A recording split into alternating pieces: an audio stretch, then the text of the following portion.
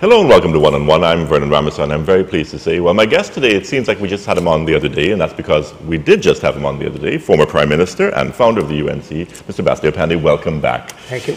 As fast as you left, something transpired, and we had to have you back on again, because when it comes to understanding things the are parties, happening rapidly. Well, they are, and you know all the parties in question, and you know politics like I guess nobody else in this country. We obviously had the recent, we're going to say, resignation of Minister Jack Warner. I know you know the gentleman in question. As you look at that situation as it transpired and sort of unveiled itself, what were your thoughts?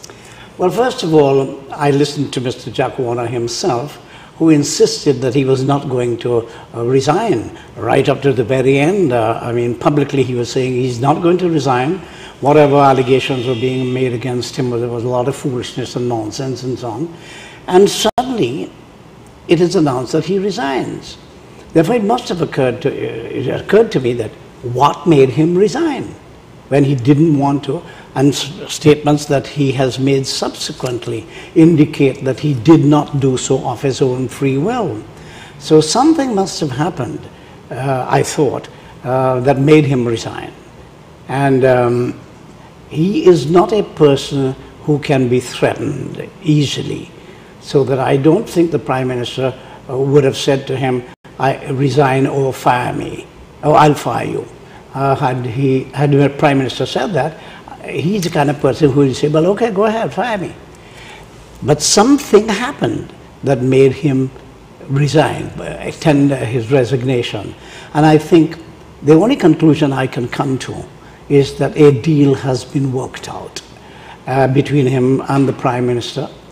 I don't know what it entails, whether it is wait until things cool down, and when they cool down, you'll come back on. So I don't know what it is, but I know that there's something that made Mr. Warner resign. He did not do so of his own free will.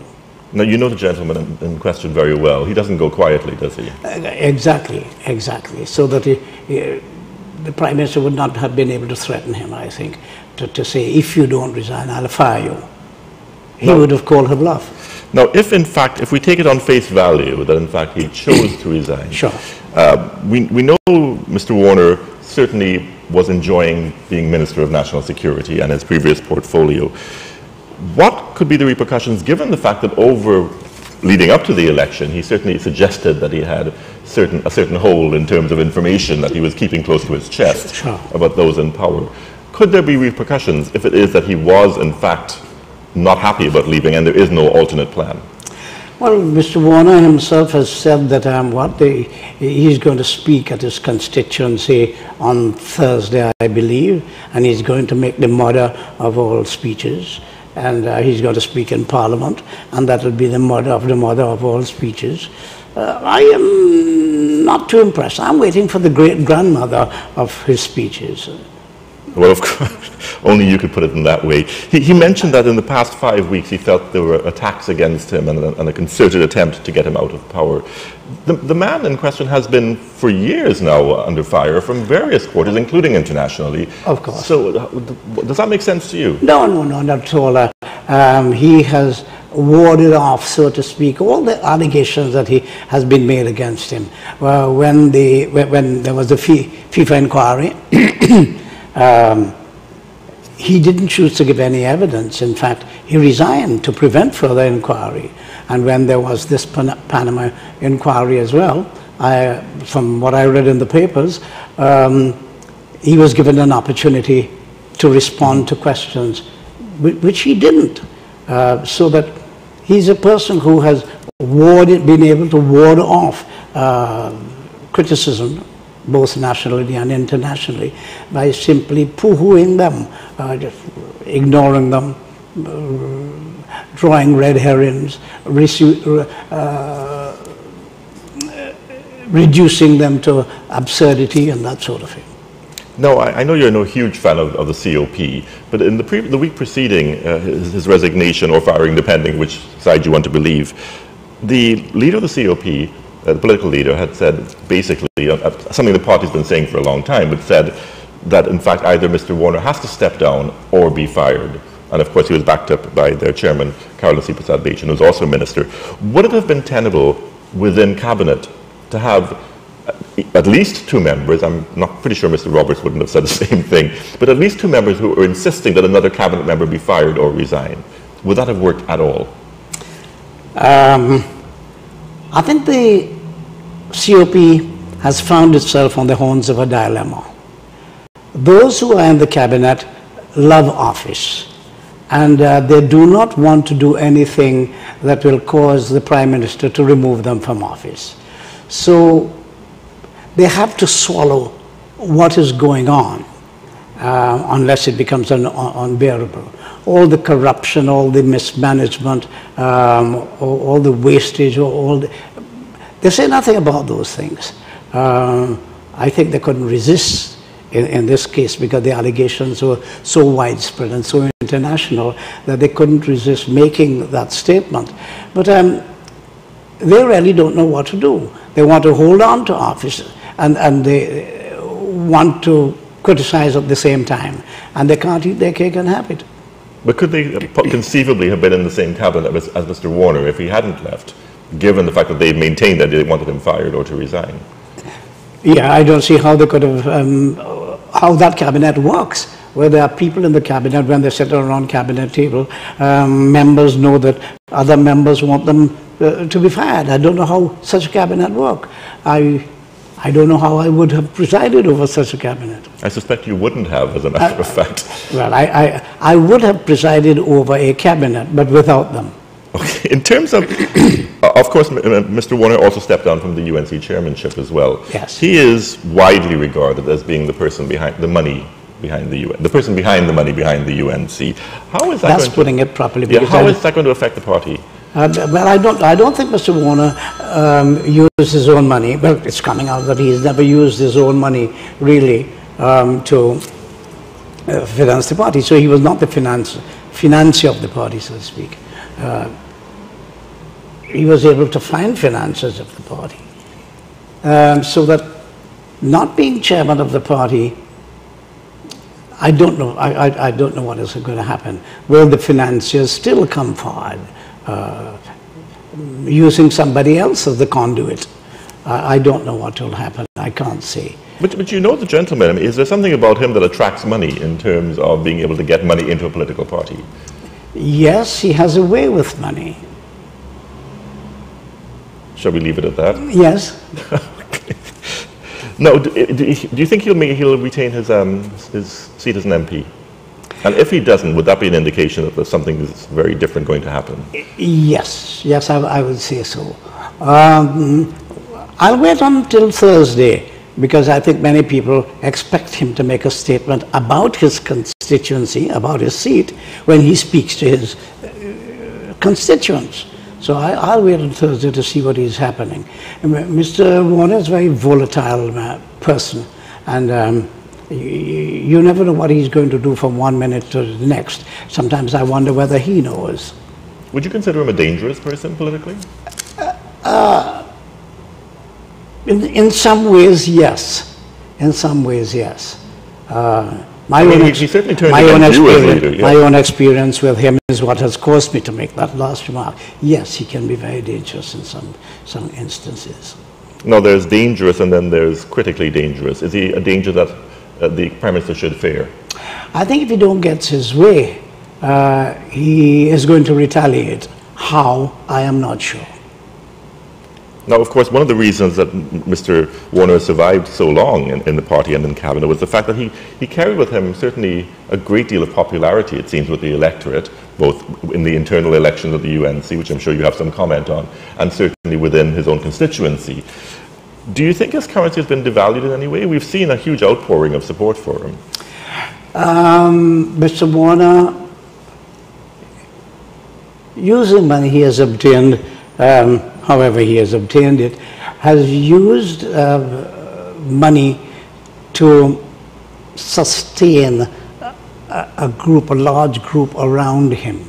And it is that group that speaks. If you notice who is speaking, and you investigate those persons who are speaking, you will see that they form part of the feeding from the trough, so to speak. And in terms of the Prime Minister, I mean, if we believe, some parties would say that perhaps she did the either you resign or we'll fire you. You said that's not likely given the circumstances. Sure. But do you think this helps her position in terms of her being viewed as a strong leader? It depends on how she handles it. I don't know if it will make her feel as a strong leader, because she seems to be reacting all the time. The strong leader doesn't react all the time. A strong leader has purpose and direction, and they follow it resolutely. So I don't think. But it depends on how she handles it herself.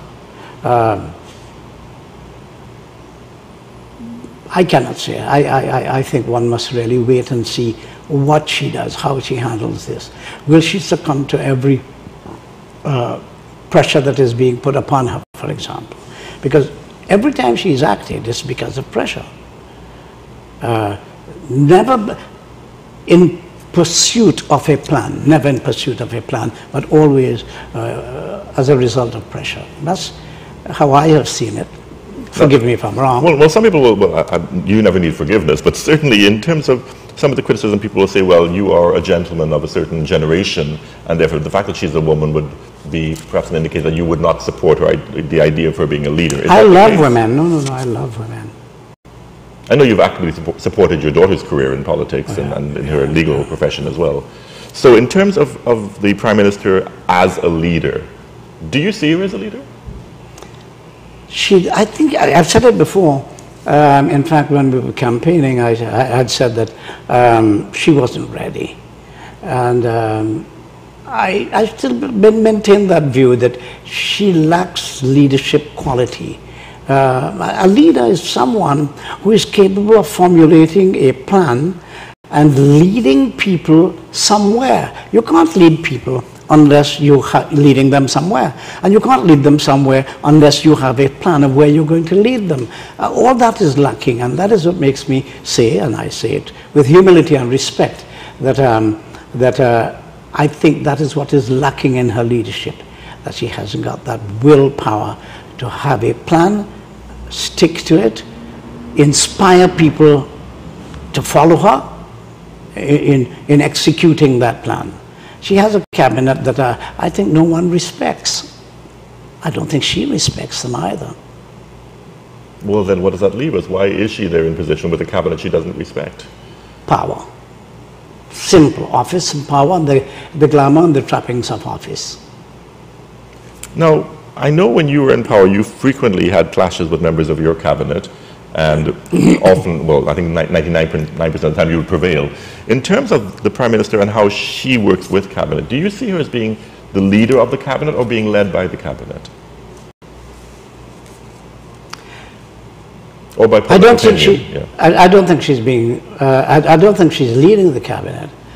But I don't think she's being led by the cabinet either. Because a cabinet, to assume that would mean that there is a cohesive cabinet that has an idea and has a plan and is leading the Prime Minister according to that plan. I don't think the cabinet is that cohesive to have a plan. It's every man fighting for himself. And therefore, that includes the Prime Minister. So in terms of the fallout from this latest development, do you see it as being detrimental to the party? I know you said the UNC now is not the UNC that you would acknowledge as the UNC. You said that in the last interview. But do you think it would be detrimental to this party or any party as it exists to have what has transpired? Some experts have said, in fact, it may strengthen the party because they were seen to have the resolve to deal with an issue. Sure. I think that will depend on how the Prime Minister handles the situation. Is the Prime Minister going to come out of this smelling like a rose, or is she going to come out of this smelling like a weakling? Because it can be interpreted in both ways. It all depends on what is the follow-up in this matter. Okay, so Mr. Warner has gone. What is she going to do? Is she now going to have a plan of how she's going to run the country and tell the country, well, listen, this is where we are going, this is what we intend to do over the next year and the following year and so on. If she doesn't do that, then I don't think it will enhance her position at all. Some of the reactions as the revelations from CONCACAF came out were very interesting, weren't they? I mean, there was a government official who said, well, all of that happened before he was in government, so really we shouldn't be worrying about that now. Mr. Warner himself said, well, you know, that's international. It has nothing to do with national. Why are we worried about that? Sure, if you kill somebody in the United States 15, 20 years ago, what has that got to do with your being a Prime Minister or Minister of National Security? Oh, it's a ridiculous argument, surely. And in terms of the rather short-lived statement by the Communication Minister that the Cabinet is fully behind Mr. Warner, which was quickly contradicted probably hours later by members of the CP. Well, when he said that they were behind Mr. Warner, I don't think he mentioned the distance, how far they were behind. Of course, this Minister of Communications is a joke, you know that. I think everybody accepts that. As you look at this government and all... I feel sorry for him as well. Do you think he'll last? Oh, in that cabinet, anybody can last. I see some fellows in that cabinet who are still there, lasting. Well, anybody could last in that cabinet. In terms of the government and governance, are we any further ahead as a result of this resignation now? Do you think the government is a better government as a result of Mr. Warner having left? As I say, that depends on how the Prime Minister handles the situation. Can she capitalize on it? Can she now change the perception of the population that, listen, this man was really a millstone around my neck and he was preventing me from going forward. Okay, now that he's gone, okay, I'm going forward. This is where I'm going. This is what we shall do. This is the strength I shall exude. If ministers play the fool, I shall fire them. I have demonstrated I can do that. If she is able to handle it, it can redound to her benefit, yes. But you indicated before you don't think she's able to handle it. I don't think so. So where does that leave the country and the government then? We'll continue to careen downhill, I think. I feel sorry for this country.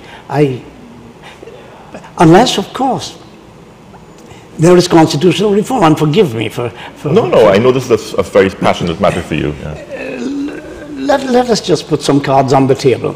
If there is an election tomorrow, under the present constitution, what is going to happen? Having regard to the electoral system of first past the post single member constituency, having regard to historical antecedents of racial and ethnic voting at election time and so on, having regard to all of that, if there's an election tomorrow, what will happen? Either the PNM will be in government or the opposition, and the PPP will be in government or the opposition. So that what would have changed after that? Nothing. The country will go on as it has been going on for the last 50 years. The only hope for this country is constitutional reform. Otherwise, we'll continue to careen downhill no matter who is in power. The only answer is constitutional reform, a reformed constitution that begins to meet the new hopes and the new aspirations and the new fears of the people. I think that has got to be the answer. As we look to the future for Mr. Warner, if I might just change tack for a second, you obviously are a lawyer. You've had your share of legal battle. You still have a few legal battles that you're pursuing. What could possibly happen to Mr. Warner now, given all the revelations we've been hearing? Are there any legal possibilities of cases coming up? Oh, there are several. If what the newspapers have reported, that there are several companies in which he didn't declare his interest and so on, that's a violation of the Integrity Commission rules. Will they take action? Will they not take action? I don't know. These revelations that are coming out cast very grave suspicions upon his integrity reports. I think one, he said that, that's the accountant's problem. The accountant doesn't sign those forms. Those forms are signed by the MP, the Member of Parliament, and he signs them as having certified that they are correct. Has anything come out of that? Nothing that I know about. So that as far as the internal investigations are concerned, I am not. I don't think that anything will happen. So I guess you're looking internationally, perhaps. But internationally, that's the point I was going to make. But internationally, those investigations are not in our hands. They are in the hands of very serious people, the FBI, the IRS, and that sort of thing. And if there is any truth in the allegations being made, some kind of criminal charge can emerge out of those investigations. And if that, of course, happens, and there are crimes which are committed in the United States, if you follow the argument through, the United States would be expected to ask for extradition. Whether it will happen or not, I do not know. And in terms of the track record in this country of attorney generals in general going after sitting governments when they're in government, I know you have some experience with that, but certainly the current attorney general, what is the likelihood that he would actually pursue in any sort of forensic fashion looking at revelations that have been made about Mr. Warner and his finances? I'm not very hopeful about that. I remember that when we were in office and the Americans had identified certain people as drug lords exporting drugs to the United States, and they had asked for their extradition, we extradited them. I recall that there was, yes, one person whom we had to seek the technical assistance of the Canadian government in order to track him down in Trinidad, because he was here and he was eluding the police.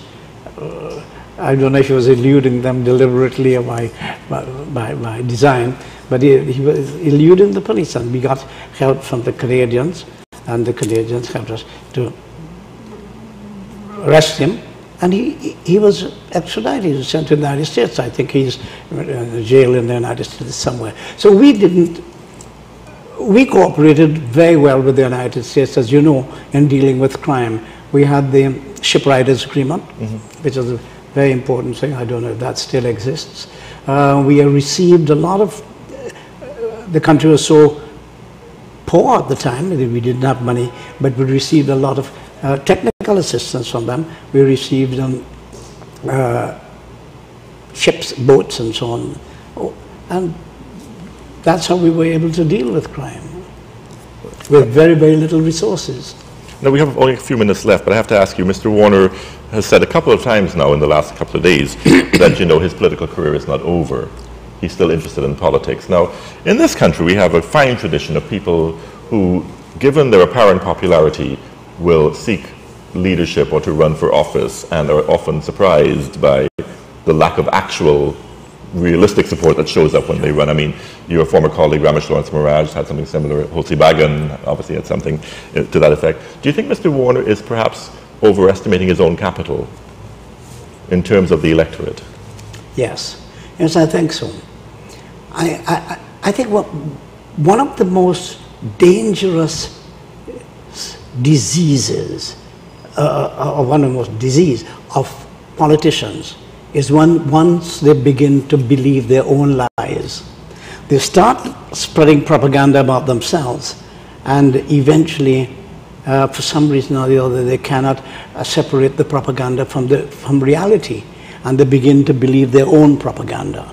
If you are handing out hampers and pampers every Monday morning and so on, and people are clapping and that sort of thing, and you think that is political popularity, you are sadly mistaken. If you are having a big rally and you pay people, give them food and drink and transport and so on, and bring them there, and they come and clap and so on and so forth and applaud you when you say anything foolish or otherwise, and you translate that as political popularity, you have begun to believe in your own lies, in your own propaganda. And that's a dangerous thing. And I think Mr. Warner may discover that. Do you think he does believe that he is more popular than he actually is? Yes, certainly. A lot of it has been because of the newspapers. And people know how many newspaper personnel they have bought over. People know that. So do you think Mr. Warner is a creation of the media to some extent? Yes. His popularity? Yes, of course. But that makes it all the more ironic that he sort of turned against the media towards the end there, didn't he? Well, once they cannot help him out of his problem, they become persona non grata. So do you think Mr. Warner divorced from the UNC machinery and the weight of the party behind him? Whether or not we will forget for the moment your view that this is not currently the UNC as you recognize it. Mr. Warner divorced from the UNC, does he have any sort of electable worth? He should form a political party and find out, because that will be the only route. If he doesn't belong to the UNC in inverted commas, and he wants to retain his position in politics, he can either join the PNM or form another political party. I am prepared to wait and see. And I'm sure you'll be watching it with glee as it transpires. Not with glee, but with a certain amount of enjoyment. And perhaps hubris as well. Mr. Panday, always a pleasure having you in the program. Thank you so much for being here. You've been watching One on One. Join us again tomorrow for another edition.